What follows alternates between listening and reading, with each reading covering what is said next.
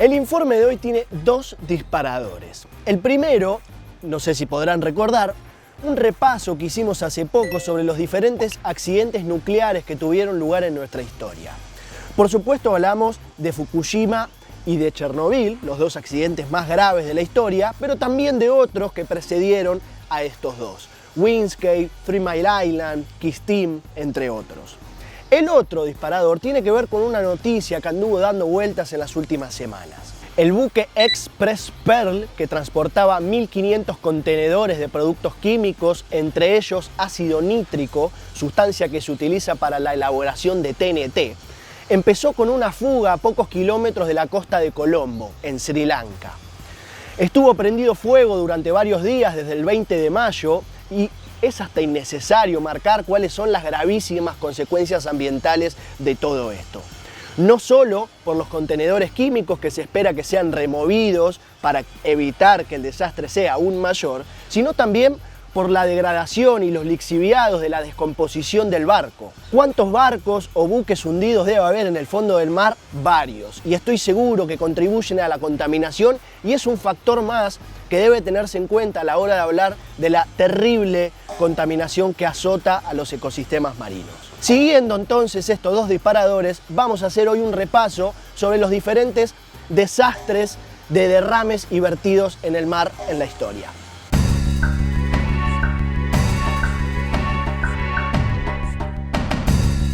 Sinclair Petroler, 1960 en Brasil.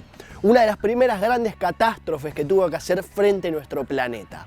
Explotó por una falla y apenas unas 66.500 toneladas de petróleo fueron vertidas al mar en las costas de Brasil. El segundo gran accidente se dio en Gran Bretaña, en 1967. La embarcación Torrey Canyon naufragó desparramando más de 123.000 toneladas de crudo al mar. Se trataba de uno de los primeros buques en transportar semejante cantidad de petróleo y tras encallar y hundirse dejó a su paso una marea negra en el agua de 300 kilómetros cuadrados. Las consecuencias, nuevamente, el ecosistema marino gravemente afectado, las especies, la flora marina y el ecosistema en sí.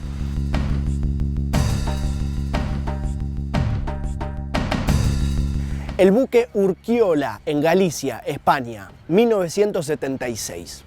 Si hablo de España, seguramente pensarán en el Prestige, pero falta.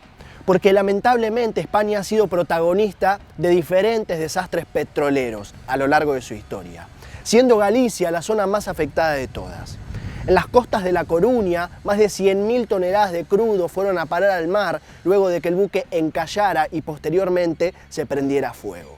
El mismo año, en Francia, y no muy lejos de España, el Olympic Brewery se partió en dos en las costas francesas y desparramó 250.000 toneladas de crudo en el mar.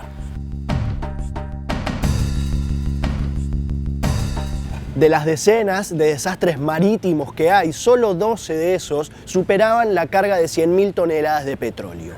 Uno de ellos es el Amoco Cádiz, un buque español que naufragaba a las costas de la Bretaña francesa y que tras chocar le contribuyó al mar unas 223.000 toneladas de petróleo frente a la costa gala, contaminando unos 360 kilómetros cuadrados.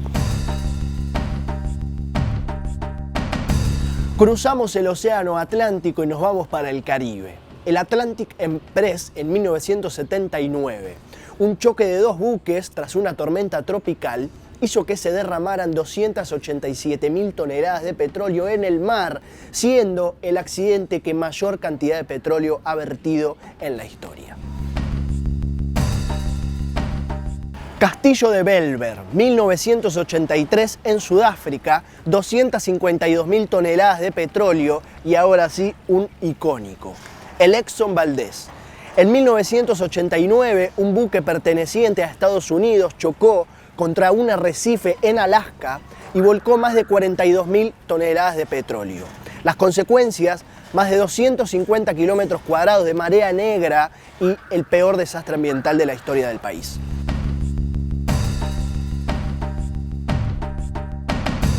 El mar Egeo en 1992, otra vez La Coruña, otra vez encallado y casi 80.000 toneladas de petróleo.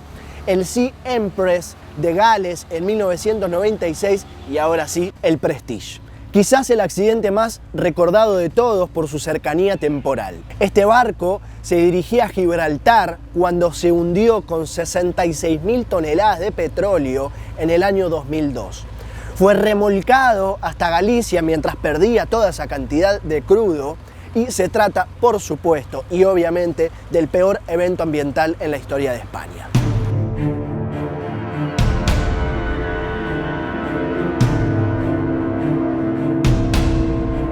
Lo que acabamos de hacer es un repaso de los mayores desastres de derrames en la historia del mundo.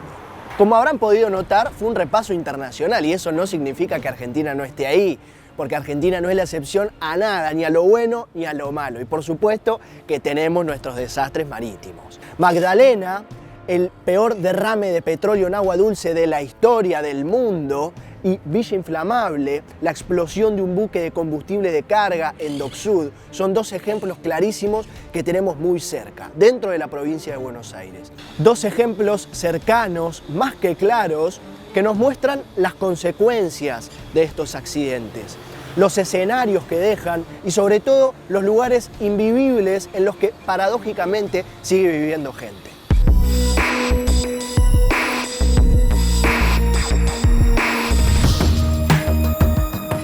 ¿Cuál es el verdadero objetivo, la moraleja de este informe?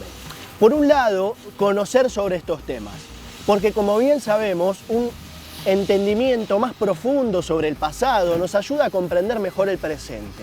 Y el día de mañana, cuando hablemos de contaminación en los océanos, también vamos a tener que hablar de los desastres que tuvieron lugar en la historia. En un segundo lugar, y entendiendo que a nivel individual poco se puede hacer más que acompañar con este entendimiento y este conocimiento, es discutir, por un lado, si el transporte marítimo de estas sustancias altísimamente contaminantes y peligrosas sigue siendo la mejor opción, pero más profundo todavía, es un debate que tenemos que dar sobre los combustibles fósiles, que no solamente contaminan desde la extracción, no solamente contaminan desde su incorrecto tratamiento, sino también cuando se los vierte al mar por accidente. Y está claro que sin petróleo no habría todos estos accidentes que tuvieron lugar en nuestra historia. Por último, estos debates servirán para evitar, y ahora sí me tomo una licencia, que nos tape el agua. Y sí, una vez lo tenía que tirar en todo el informe.